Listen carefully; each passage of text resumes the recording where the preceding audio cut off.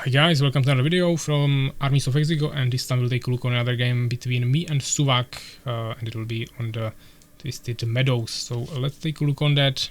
I spawned in the top left corner with the green Fallen, and he's in the top right corner with the blue Beast. So pretty usual matchup that you already saw many times between me and Suvak, but that's just how it is when we both play our main races. Even though I actually struggle quite a lot fighting. I always struggled fighting Beast as Fallen, but especially now when Suvak actually learned it way better than anyone before in terms of utilizing all the tools of the race, it's really challenging, but yeah, I mean, I would rather try to figure out how to defeat it with my main race than abusing some OP late game Empire. And that's why we have another game here. So let's take a look on it. I'm probably starting with quick expansion, I guess. We spawned next to each other, but he's not really sending any ultra early scouts, so I don't think he'll be able to scout me and stop my expansion. So yeah, Dark Fortress is placed down. He's of course starting with stables and arena, pretty standard. We are both gathering gold for now, getting more villagers, even though this one might go for wood, yeah. I like to put the 6th one on wood when I go for double base opener. If I go for one base opener, I put 6 on gold. Then I produce one summoner, put him into control form, and then I produce the 7th harvester that goes to gems. And at the same time, when he produces for the gems, I put one from gold to wood, because you don't need the wood earlier, and that extra gold that you get is actually better. But yeah, with 2 bases, I like to go with the 6th one on wood, just to get some extra wood there for all the buildings that we need. So he found me, can't really do anything, so he's just running around. Maybe he will attack now the summoner. Could be a little dangerous, but he just ran away, okay. 2 hives here. He saw the expansion, so obviously he will start his own one. But actually running with another minion out. Not sure what he's trying to achieve here, but wasting 2 minions at the same time, I don't know, won't bring him too much. I will already produce stingers now. I don't need to remove more summoners from control form, and now I also have harvesters here to protect me, so I feel like he's just wasting time here. Yeah, he will just retreat now. Not sure what was the plan with that. But of course he's scouting me again just to see if I'm going for incubator or soul trap or more hives or just expansion. He sees incubator, that's what he came for. Now he can leave again. And I will quickly start scouting the map, of course, because we don't even know where he is. But he doesn't have Goblin Hut, he doesn't have Totem. Now he has his first warrior. Now he's starting his Goblin Hut, 2 Borons ready, making second warrior. But yeah, we'll scout him. Here I'm just chasing the minion, so he can't really freely stand somewhere anymore. Also getting third hive. Getting into his base. Kinda infiltrating there.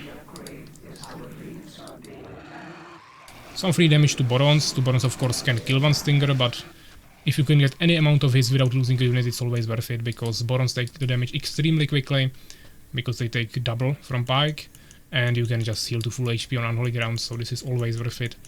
He will either have damaged Boron or Boron Rider, or he will have to sacrifice another Boron to heal the damaged units.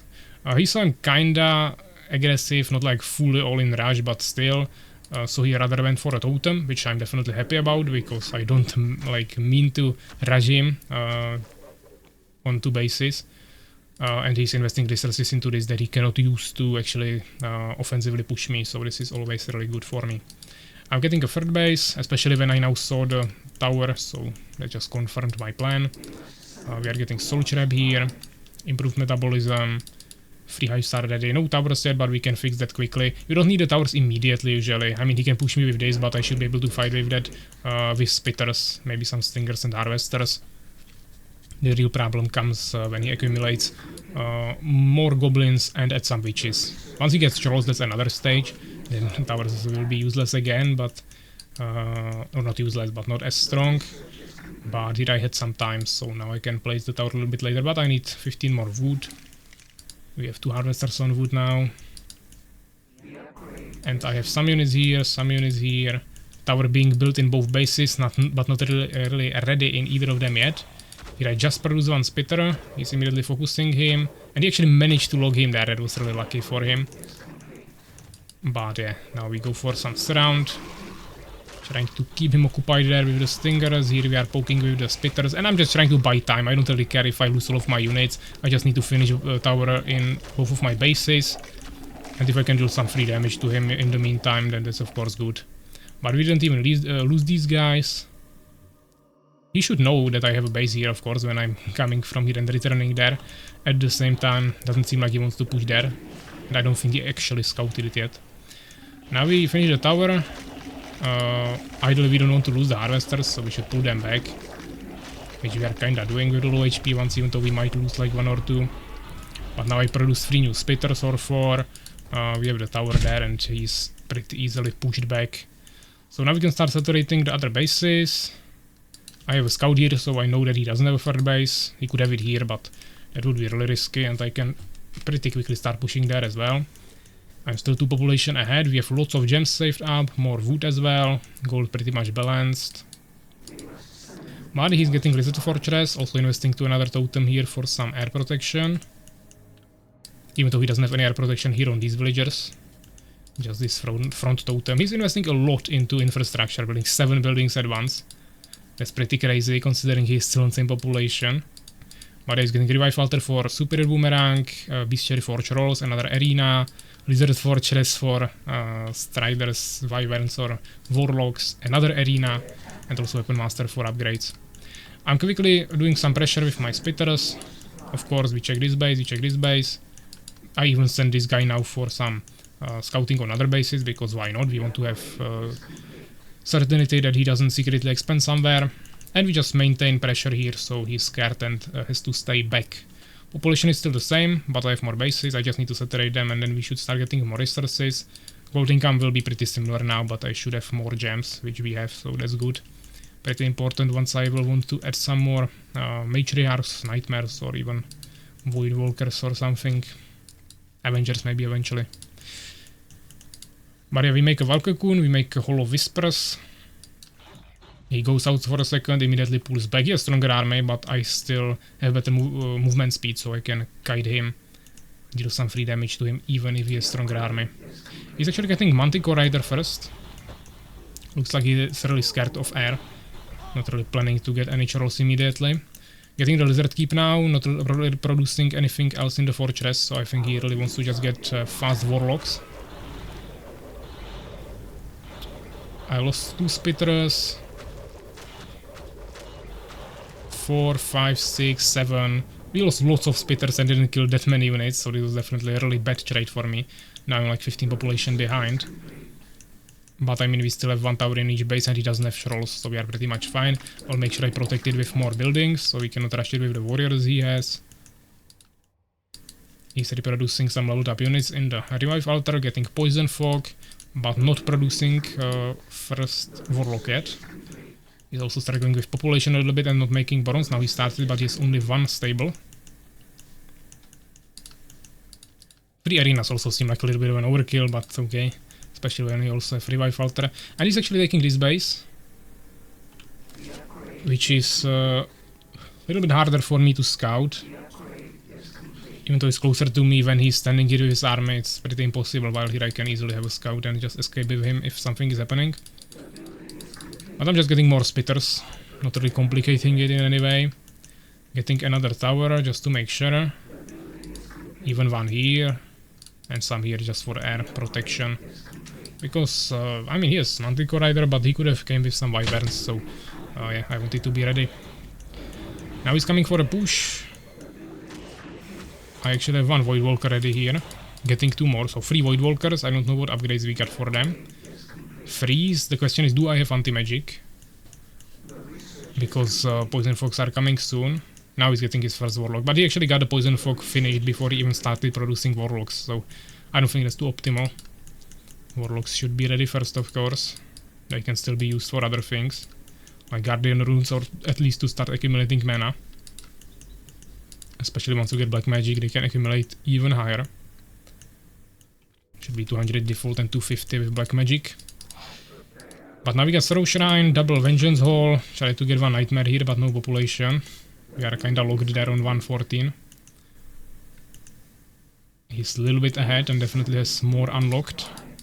But we are already getting some control forms here. Mana efficiency. We have 3 Void Walkers, decent amount of Spitters. And he doesn't really have any casters now, so we are fine. Didn't even try to scout this base yet. He doesn't have any scouting. I could have had already like 2 or 3 more bases and he wouldn't know. Unless this Manticore was flying there, but I don't think so. There's actually 2 of them. There is one Warlock, so Poison Fog is a threat. But we have the Void Walkers there, unless I forgot to get Anti-Magic. And now I'm going for Matriarchs actually. Actually got one Nightmare, yeah, but now we go for Matriarchs, getting third Vengeance Hall as well. And improve focusing and then Curse Tree, that's really important. Nice freeze there on his whole army. He has the Warlock there, but he's not utilizing him. Actually 2 Warlocks, but this one doesn't have mana. But he can definitely Poison Fog me with this guy. And he did. And I have a Dispel, but my Warlockers kinda died already. Only one with low HP and low mana, another Poison Fog, and this is a problem. I have to pull back and heal and get more Void Walkers now. Fortunately we had those extra gems, which now I can really easily utilize on both Void Walkers and Matriarchs, because they cost really, both cost really low amount of gold and lots of gems. Void Walkers are also a little bit expensive on wood, but that's another thing. We have to face that quickly. Spitter's only 0 to upgrades, plus Venom of course and movement speed. But he has 2 zeros, so 0 2 to 0 is pretty balanced. Plus he is probably Superior Boomerang, so that's also equivalent to my upgrade. He's getting some Guardian runes here as scouts.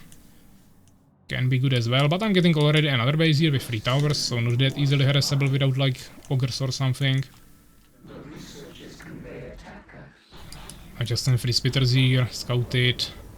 Only level 2, so we didn't get much experience yet. We can check that here at 2380. Since the Soul Trap, yeah. But now we have the Matriarchs there. Getting mana repletion just to make sure. Maybe we can mana replace some Warlocks, even though that's not that easy because you need to scout invisible units first. But he's trying to Poison Fog me here secretly from below, which he managed to do. I don't have any Void Walkers ready there. Once I can forget them behind. This is a problem I have with Void Walkers. And kinda with Warlocks as well. Even though Warlocks are fine if there are at least some summoned units, but it's just broken about mages because you can have them with your army in the same group and just attack move, and they will stay in the background just auto-attacking. But since Void Walkers don't have any auto-attack, if you keep them in the same army and just attack move, they will walk into the front line and die, so you have to keep them separate, and then sometimes you can forget them. So that's a bit of a problem, but yeah. I mean, we managed somehow, use some trees here. Problem is that if you use cursed trees, it destroyed the trees, and now there is not too many left, so I have to ideally choose a different spot to fight him next time. Population 20 in our favor. He's staying on 3 bases. Even getting like Mouth of Hell, Henge. He's getting everything, but trying to finance it from 3 bases, which I don't think is too smart. And he really didn't even attempt to take this, I think. Now he walked past through it. 4 warriors here, they shouldn't be able to harass this. Now he found it with the Manticore Riders. I can also still upgrade the towers as well. Advanced focusing. Also if I have grasp, warriors can't harass me. So he finally found this Stinger and killed him. Now we can maybe take the base. We are both drained on gems. Wood is no longer a problem. I have double gold and 20 more population and 1 more base. Now getting another one. Just not really saturated there, but not bad. I think we are ahead. And this is important. If I can push him back like this, once again I have trees here, so that's really important. What he needs to do is idly fight here. Even though there is still some trees left, yeah, maybe it would be better even on like pure open field, but definitely not like near this area or something. But they're really map dependent. on some maps, curse cherries are like completely useless. There was poison fog, I guess, from some guy. Didn't even see him. Or maybe wyvern harassment. Not sure. So yeah, we just continue. Now I got myself into scary position because he can kinda surround me, but he has only few minions here, so that's not a big of a problem. If he would have some units there and then came from here, and lots of casters and everything, and maybe I wouldn't even avoid walkers here, it could be scary, but like this is just 3 kill of the expansion. He's trying to surround me maybe anyways, not sure. Or just coming here. If he comes here, he's actually putting himself into a position where I can surround him by making some new units, but I'm almost locked on population. Yeah, and then now we summoned, of course, lots of skeletons from all the villagers we killed there. Void Walker's ready in the backline, and he's, I mean, surrounding me a little bit, but he doesn't have too many units down here, so that's not too big of a problem.